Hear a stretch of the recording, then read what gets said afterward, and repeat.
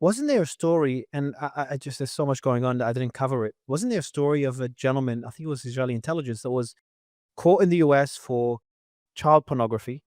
Then Yes. he was released on bail and escaped to Israel. Is that Yes. have you followed that story? What happened exactly? Yeah, that was 5 or 6 weeks ago. He was an Israeli, government official. He was in Las Vegas. He was arrested for child pornography, got out on bail, went straight to the airport, and flew straight back to Israel before anybody, well, realized what was going on. So that story has several different conclusions. Number one, um, we didn't want a problem with the Israelis, and the Israelis didn't want a problem with us. So we just let him go, and we'll let the Israelis deal with it, and everybody lives happily ever after, except the children that he victimized, of course. The official explanation is the Las Vegas police said that they didn't realize what they had on their hands. Otherwise, they would have not given him bail. They would have turned him over to the FBI. And then the FBI said, well, we don't know what's happening. Nobody told us anything, so it's not on us.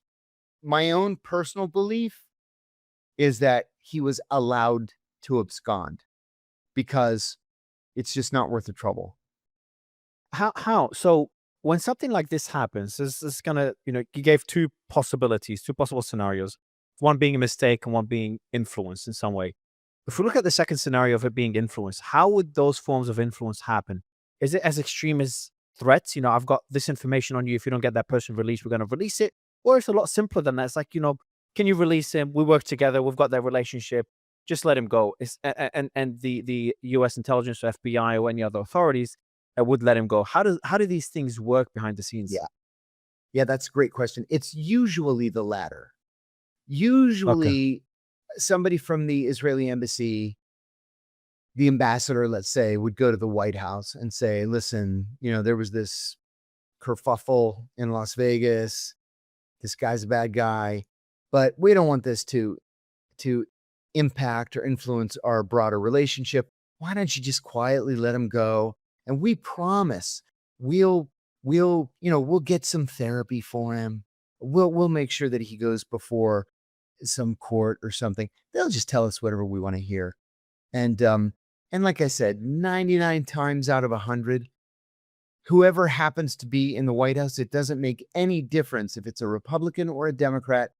They're going to say, yeah, the broader relationship ought to be protected from this.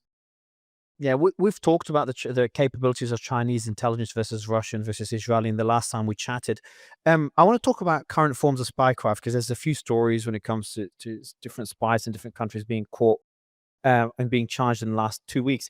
But before that, you mentioned something interesting and something you've spoken about briefly before, and that's various interrogation techniques. Now, I know your stories. Well, you were the one that blew the whistle on U.S. torture back on the war on terror. And that kind of led to everything that you faced since for many, many years. Hats off to you. But Yeah. there's something interesting you said from an interrogation perspective is that first you said something I did not know that interrogation through torture does not work. Because Mm. I always, in my mind, when I look at torture techniques, there's always two positions that I have. On one positions, I don't want to harm any other human being. It's just I'm a pacifist. Now the other Mhm. side, if you're that leads and there's a movie about it, I think I had also I forgot the actor, not Denzel Washington. I think it's Samuel L. Jackson. Great movie about interrogation techniques. He's interrogating someone. He's a very very cruel interrogator and torturer. But the reason was to avoid a terrorist attack and many many people dying. Now you Right. said it just doesn't work. So No. first, why do you say that? Second, why do they still torture if it doesn't work? Not only the US but other countries as well. And number three, another thing that you said was very interesting is there's two ways of interrogating. One is through torture, and one is through befriending and respecting the captive, and even using things like MDMA to get them in the right state of mind, and then interrogating them. Would love you to cover these 3 points because you understand it more than anyone I've met. Sure thing. So, right, torture does not work. Period. The problem with it is that sure, the subject may tell you what you want to know, but he's going to tell you so much else that you're not going to be able to to figure out or to understand what's true and what's not true. And you're going to have to take the information that he gave you and turn it over to your analysts. And it may take them 6 months to figure out what's true and what's not true. And usually the information that you're seeking has a shelf life.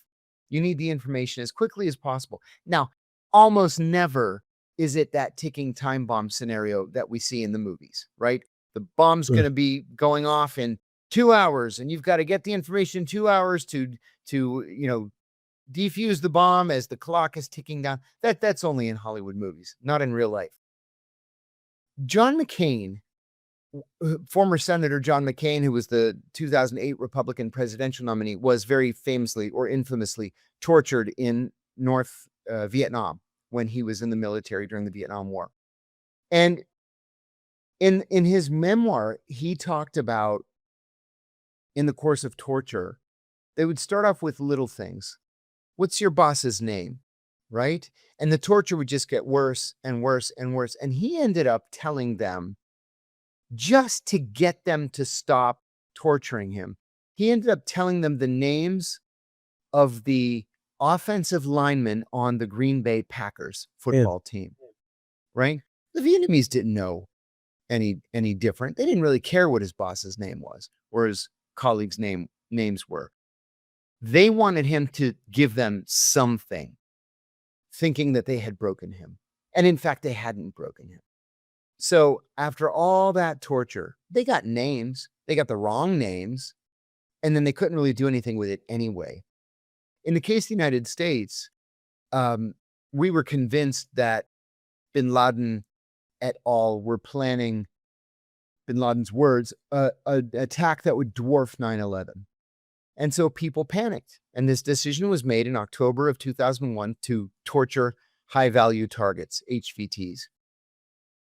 But we got nothing to show for it. I will say that on the other hand, though, Ali Soufan, who is the Egyptian-American FBI agent who interrogated Abu Zubaydah, treated him with respect. You give him a cup of tea, a cigarette, an orange. If he's really helpful, paper and pencil to write to his mother. And it took a few weeks. Sometimes it can take months. Sometimes it can take a year. But you establish a rapport with the prisoner, and he tells you because he respects you, and you have shown respect to him.